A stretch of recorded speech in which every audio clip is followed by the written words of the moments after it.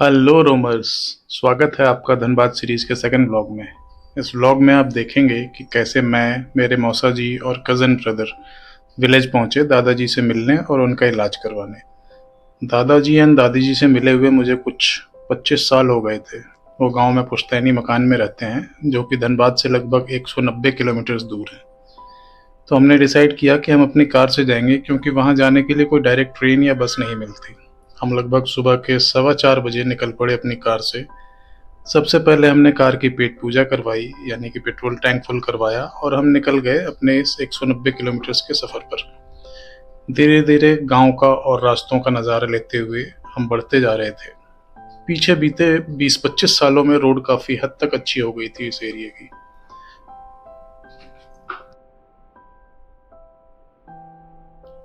और ये है देवघर का एम्स, जो कि वहाँ न्यूली बिल्ट हुआ है और अभी बन ही रहा है। काफ़ी बड़े एरिया में बना हुआ है ये, बिल्कुल दिल्ली की तरह।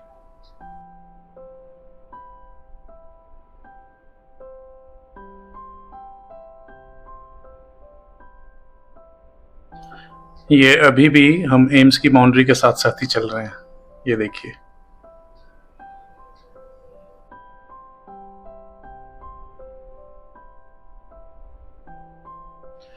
रोड्स की कंडीशन देखिए रोमर्स। बिहार। और इसी तरह बातचीत करते हुए हम सफ़र में आगे बढ़ते जा रहे थे कि तभी मेरे मौसा जी ने बताया कि ये जगह आधी झारखंड में आती है और आधी बिहार में। और फिर जैसे ही हमने झारखंड बॉर्डर क्रॉस किया और बिहार में एंट्री की कि तभी हमारी गाड़ी को पुलिस वालों ने रोक लिया, ये देखने के लिए कि कहीं हम शराब की तस्करी तो नहीं कर रहे। फिर हर तरह से कार को चेक करके अपनी पूरी तसल्ली करके उन्होंने हमें जाने दिया। यहाँ आपको मैं ये बता दूँ कि बिहार एक ड्राई स्टेट है और काफ़ी सख्ती के साथ इस रूल का पालन भी किया जाता है यहाँ प्रशासन की तरफ से।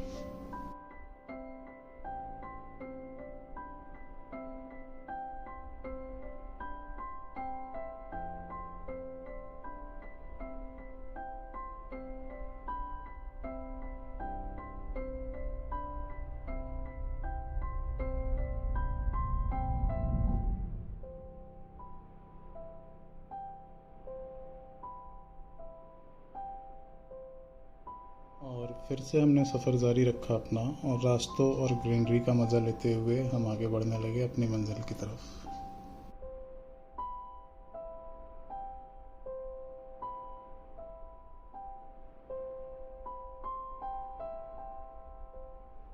और ये देखिए रोमर्स, अभी हम जिस एरिया को क्रॉस कर रहे हैं, यहाँ से देवघर यानी कि बाबा बैद्यनाथ धाम मंदिर, जो कि भोलेनाथ को समर्पित है, काफ़ी नज़दीक है। लोग सावन के महीने में सुल्तानगंज से गंगा जल भरकर कांवर लेके पैदल चलकर जाते हैं भोलेनाथ को जल अर्पित करने। देखिए सड़क के किनारे कैसे कांवरियों के लिए अलग से सेफ पैसेज बनाया हुआ है। हम अभी तक लगभग 160 किलोमीटर का सफ़र तय कर चुके थे और अपनी मंजिल के करीब पहुंचते ही जा रहे थे।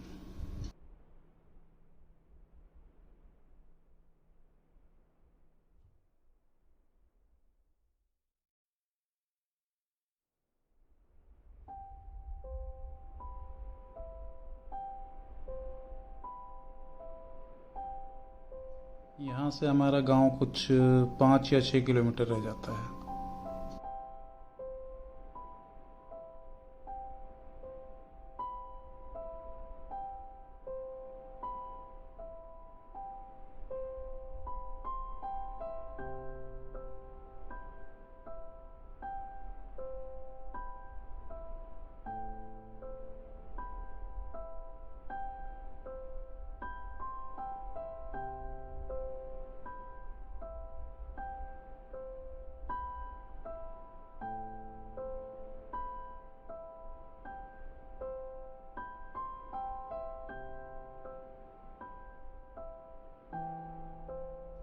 और ये जो ब्रिज आप देख रहे हैं, ये 20-25 साल पहले नहीं हुआ करता था जब मैं यहाँ आया था तब।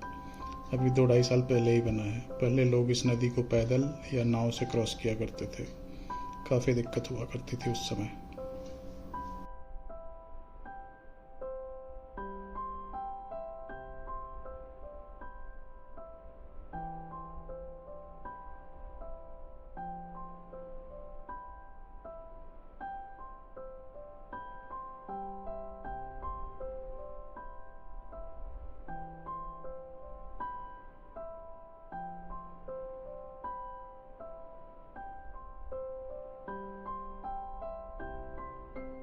पहुंच चुके थे अपने विलेज एरिया में।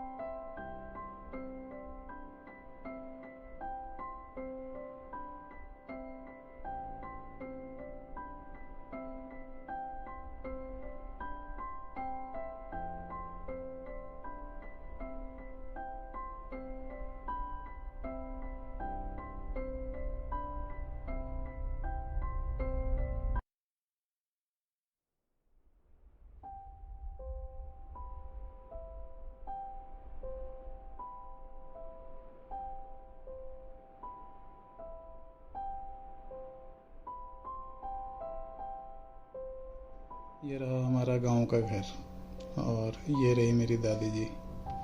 ये मेरे मौसा जी कार से निकल के घर में जाते हुए, और ये हमारे घर का आंगन है। और ये मेरे दादाजी हैं बैठे हुए, और ये सारा आंगन आप देखिए। और ये साइड में यहाँ पे किचन है, और यहाँ पे मेरी आंटी जी काम कर रही हैं। ओपन किचन है ये गांव का। और ये मेरी दादी जी बैठी हुई, और ये है सिल्वर यानी कि चांदी की मछलियाँ बनती हुई, जिसका काम हमारे गांव में मेन काम माना जाता है। छोटी छोटी सी चांदी की मछलियाँ बनते हुए देखिए आप भी। काफ़ी मेहनत का काम होता है ये। जितनी ये मछली देखने में अच्छी लगती है उतना आसान नहीं होता है इसको बनाना।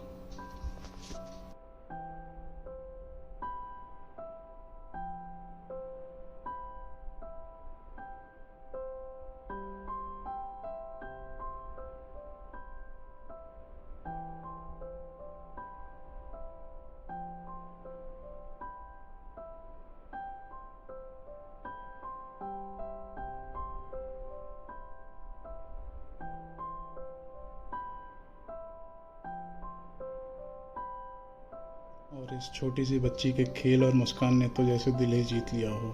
हमने थोड़ी देर उसके साथ काफ़ी मस्ती की और खूब खेले।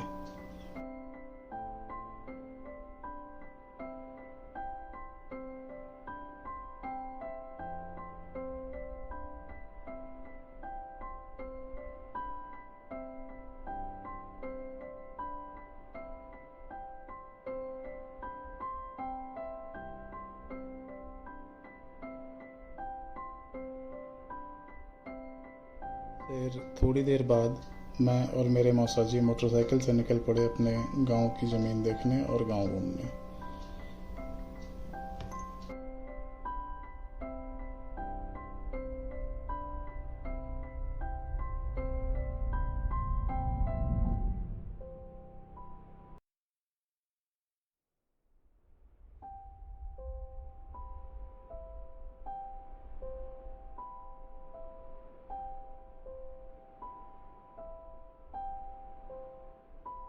इन छोटी छोटी गलियों से होते हुए हम पहुंचने वाले थे अपने पुश्तैनी ज़मीन की तरफ। और ये काफ़ी तंग गलियां हैं, इसलिए यहाँ पर कार से नहीं आए, हम मोटरसाइकिल लेकर आए हैं।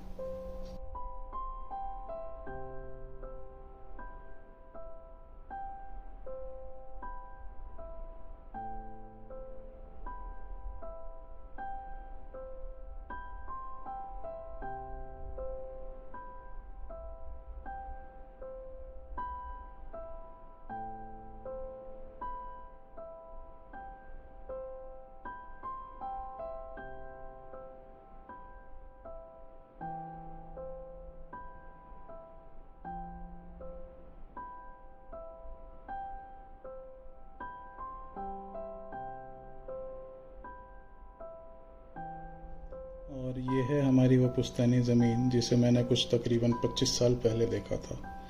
यादें बिल्कुल तरोताज़ा हो गई। काफ़ी पेड़ पौधे उगाए थे प्लॉट पे हमारे। काफ़ी टाइम कोई जाता जो नहीं है। मैंने इस यादगार पल को अपने कैमरे में कैद करने की पूरी कोशिश की।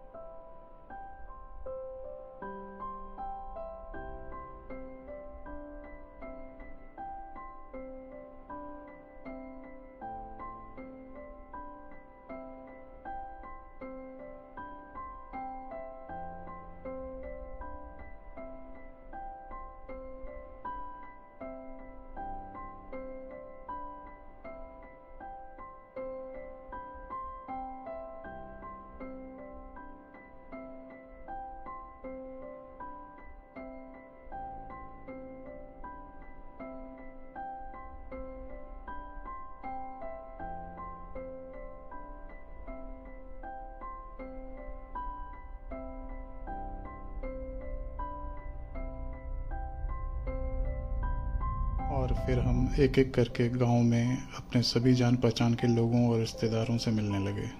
जितनी जगह भी हम गए, हर जगह चाय नाश्ता करते करते हमारा पेट और मन दोनों फटने को हो गया था।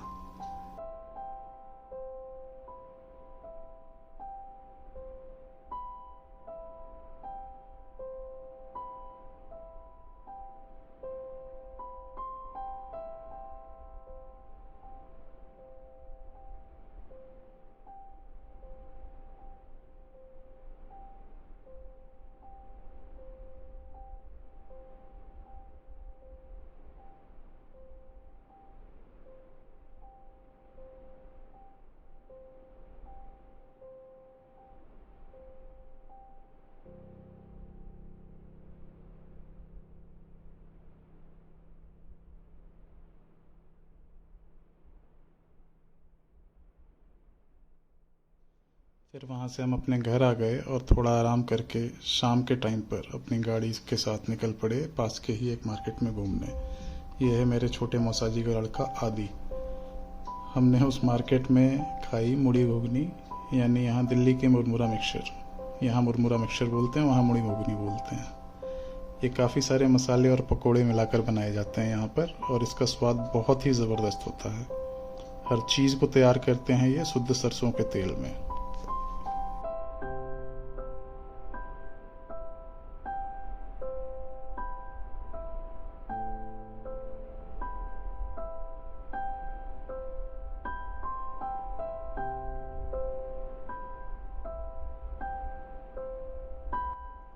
फिर मूढ़ी घुगनी का नाश्ता करने के बाद हमने खाया एक बहुत ही उम्दा सा पान और वापस चल पड़े अपने घर की तरफ।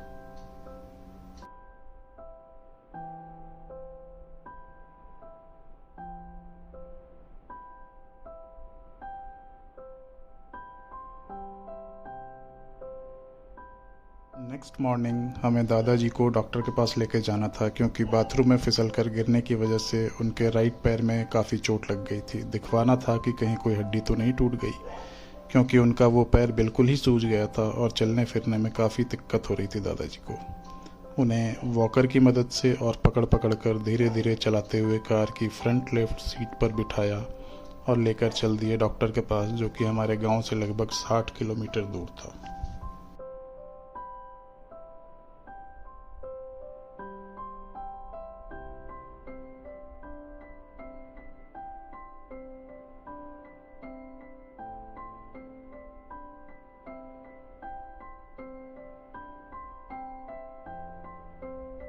कार में दादाजी से बातें करते हुए अपने बचपन की यादों को ताज़ा कर रहा था मैं, हॉस्पिटल पहुंचने के रास्ते में।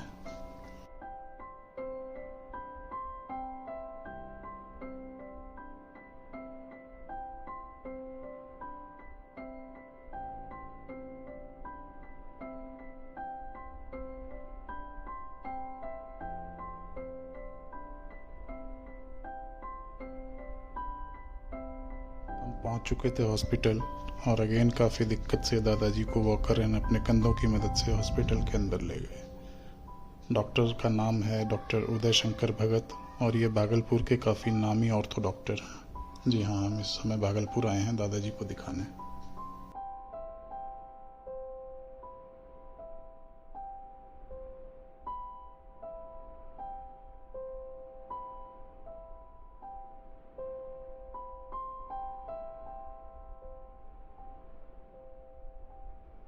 हॉस्पिटल पहुंचकर पता चला कि डॉक्टर 12:30 बजे बैठेंगे, और हम लगभग 11:45 बजे पहुंच चुके थे।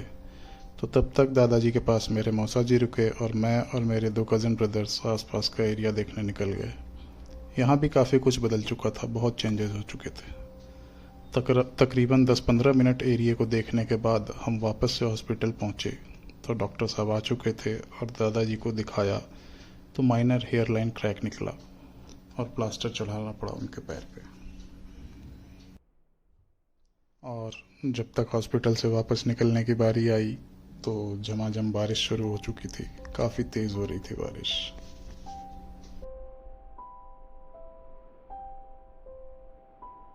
फिर बारिश रुकने पर हम दादाजी को लेकर वापस निकल पड़े अपने गांव के घर की तरफ, और ये वो जगह है जहां रुककर हमने लंच किया था, क्योंकि लगभग 4:30 बज चुके थे और सबको काफ़ी तेज़ भूख लग रही थी। इस होटल का नाम था अमरदीप होटल, और यही था हमारा day 2 of the trip. Day 3 and last day पर मिलते हैं। सफ़र जारी है। हर हर महादेव।